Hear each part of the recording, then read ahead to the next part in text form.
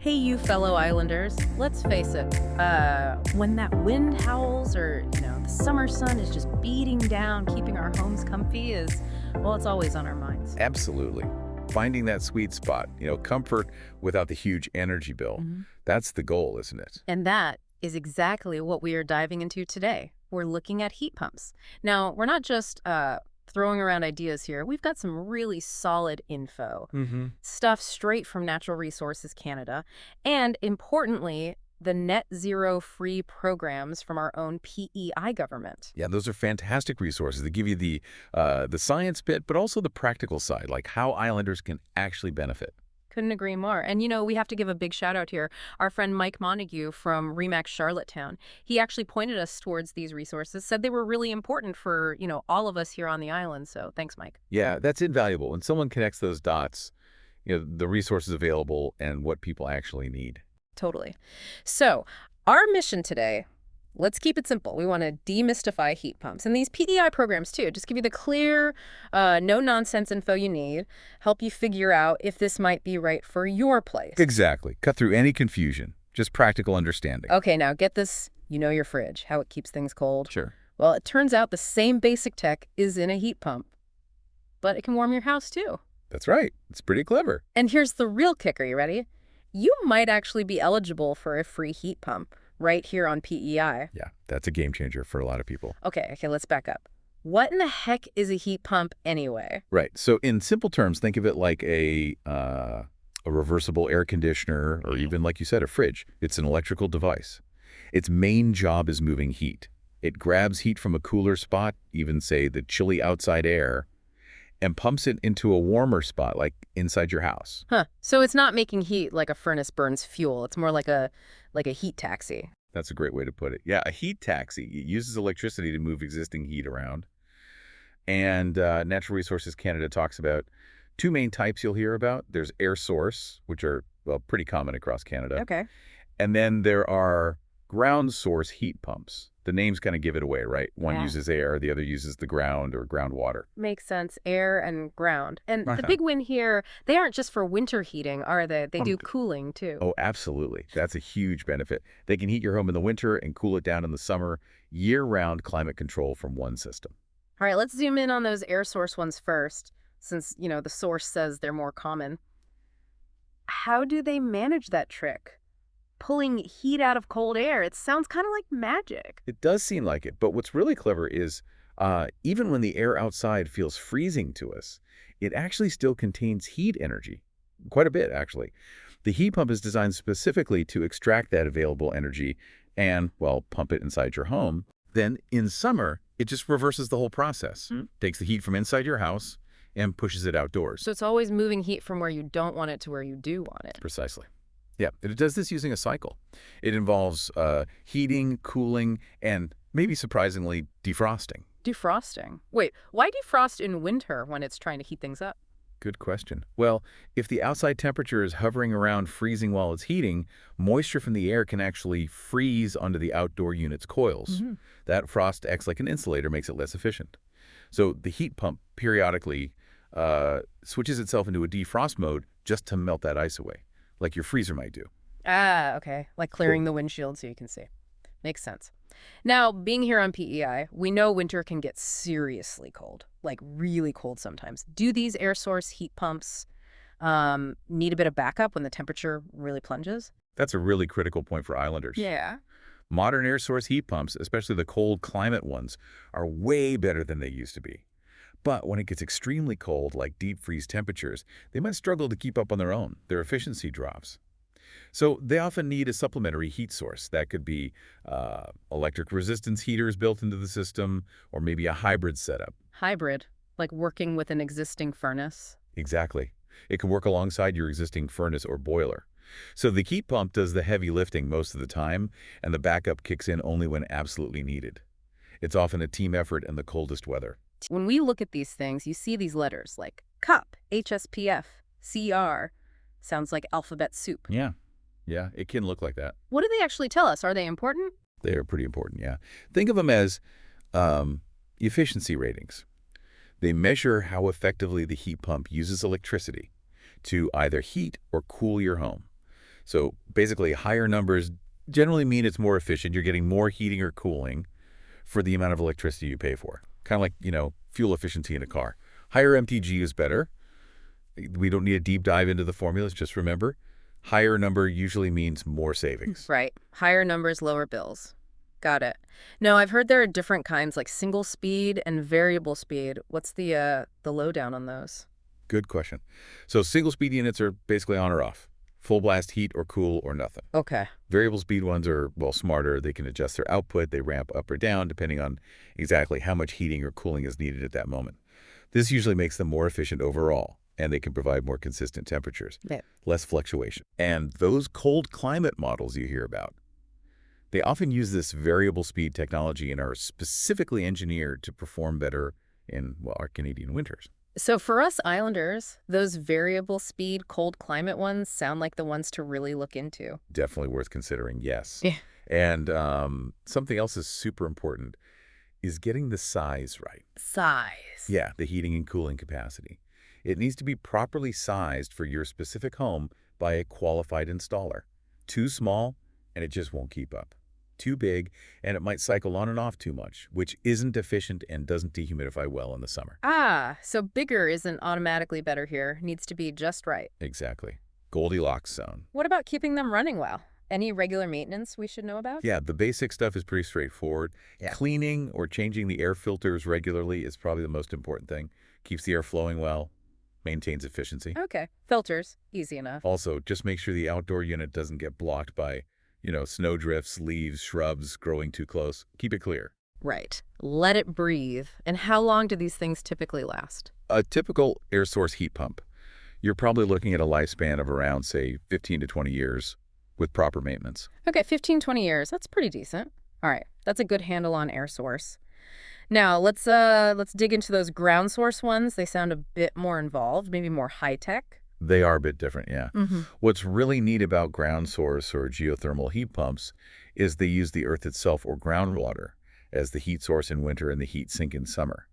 The key thing is the ground temperature, a few feet down, stays remarkably stable year-round, much more stable than the air temperature. Oh, interesting. So it doesn't matter if it's like -20 or +30 outside, the ground is kind of just mellow. Pretty much, it's like a giant thermal battery, so the heat pump taps into that consistent temperature. There are two main ways they do this: closed loop and open loop systems. Mm-hmm. Closed loop uses a network of durable plastic pipes buried underground. A fluid, usually water with environmentally friendly antifreeze, circulates through the pipes, absorbing heat from the earth in winter and releasing heat into the earth in summer. Right. Buried pipes. Open loop systems actually use groundwater directly. They draw water from a well, pass it through the heat pump to extract or inject heat, and then return the water to the ground, usually through a second well or sometimes surface discharge, depending on regulations. Huh. Using wall water. So with these ground source ones, no worries about that defrost cycle we talked about. That's right. Because the heat source temperature, the ground or groundwater, is always above freezing, they don't need to defrost. That's Right. one less thing, and it helps with efficiency. And speaking of efficiency, are they generally more efficient than air source? Yes, generally they are considered more efficient, especially when you compare them to, say, electric resistance heating or even air source heat pumps in very cold conditions. That stable ground temperature really helps. The energy savings can be quite significant. Plus, they tend to have a longer lifespan. The indoor unit might last 20, 25 years, and the underground pipe loop in a closed system, that can last for decades, maybe 50 years or more. Wow, 50 years for the underground part. That's impressive. Okay, so air source, ground source, both sound like good options depending on the situation. Now, let's get to the really exciting stuff for islanders listening. These net zero free programs from the PEI government. Who actually qualifies for a free heat pump? Because, that sounds almost too good to be true. It does sound amazing, but it's real. This is where it gets really beneficial for many islanders. If your annual household net income, that's the key word, net income is $100,000 or less, you could be eligible for a free standard mini split heat pump installation. Just free. Free. And not just the heat pump. You could also get a free electric water heater installed at the same time. Wow, okay, free is definitely a magic word. That's huge. What about folks who are currently heating with oil? I know there's something specific for them too. Yes, absolutely. That's the Oil to Heat Pump Affordability Program, or OHPA for short. OHPA. This one is specifically designed to help homeowners currently using oil heat make the switch to heat pumps. The income thresholds are a bit different here. Okay, how so? For OHPA, the eligibility goes up based on household size. So for households with 1 to 3 people, the net income limit is $100,000. For 4 people, it goes up to $122,000 net. And for 5 or more people in the household, the limit is $129,000 net income. So even if you're a bit over that $100 K mark, if you have a larger family and heat with oil, you might still qualify for OHPA. Exactly. It's definitely worth checking the specific limits based on your household size if you're using oil. And what if your income is, say, above those OHPA limits? Are there other options? Yes, it's worth remembering that even if you don't qualify for the free programs or OHPA based on income, there are often other provincial or federal rebate programs for energy efficiency upgrades, including heat pumps. So always worth looking into what else might be available. Good point. Don't give up hope if you don't hit those specific numbers. Now, for OHPA, what are the key requirements besides income and heating with oil? Right, a couple of important ones. First, your oil usage. You generally need to show you've used at least 500 liters of furnace oil in the 12 months before you apply. Okay, 500 liters minimum. And this is really, really crucial. You must not have started any of the installation work before you apply and get approved. Ah, right, don't jump the gun. Exactly. The process involves a home energy assessment, which is arranged by the province after you're approved. That assessment determines the eligible upgrades for your specific home. So wait for the green light. Hold off on calling the contractor until you've gone through the application process. Got it. What kind of things might the OHPA program cover then? It sounds like it could be a pretty comprehensive switch. It really can be. Mhm. Through OHPA, you might be eligible for, obviously, the heat pump system itself, potentially including supplementary electric heating if needed. Also, a new electric hot water heater, necessary electrical panel upgrades inside the home directly related to the new equipment. Panel upgrades too. That can be costly. They can, yeah. And it can even cover the safe removal and disposal of your old oil furnace and oil tank. Wow. Just one note, any electrical work needed outside the home, like from the meter to the house, that's typically the homeowner's responsibility. OHPA covers the interior panel work. Okay, but still, that's a huge package of potential help. So the big question, how do islanders actually apply for these programs? Where do they start? The primary way is online. Go to the Government of PEI website, find the Net Zero Free Programs page. There's usually a prominent blue button to start the application. Okay, online. What if someone isn't comfortable with online applications or needs a hand? Good point. You can also get assistance at any Access PEI location across the island. Their staff can help you verify your income documents and submit the application right there. Perfect. Good to have that option. What kind of paperwork should people gather up before they start the application or head to Access PEI? You'll need proof of your total household net income. So that usually means your most recent Canada Revenue Agency, proof of income statement, or notice of assessment for you and your spouse or common law partner, if applicable. Alternatively, your GST credit notice showing your address and family net income, or your current Canada Child Benefit Statement can sometimes work too. Check the site for the exact documents. Okay, proof of income. What else? You'll also need a recent electricity bill from Maritime Electric or the City of Summerside dated within the last 3 months. You need to show the service address where the work will be done. Got it. Income proof and a recent power bill for the right address. So you submit the application. Then what happens? Is it a long wait? Well, after you apply, the program team reviews everything. They check if all the documents are there, figure out which programs you're eligible for. They'll contact you if anything's missing. Once you're deemed eligible, you'll get an email confirmation outlining the next steps. Applications are generally processed in the order they're received. First come, first served. Pretty much. Then, when your application is assigned to a contractor for that home assessment, you'll get another notification, usually by email. The wait times can vary, depending on demand and the specifics of each home. Patience is key, it sounds like, but worth it if you qualify. Definitely. And I think I read there's also a little extra kicker from the federal government for the OHPA folks. Yes, that's right. If you successfully participate in PEI's Oil to Heat Pump Affordability Program, you also automatically receive a one-time payment of $250. Oh, nice. That comes directly from Natural Resources Canada, the federal government. They'll mail you a check automatically after your provincial participation is confirmed. No separate application needed for that $250. That's a nice little bonus. Sweetens the deal even more.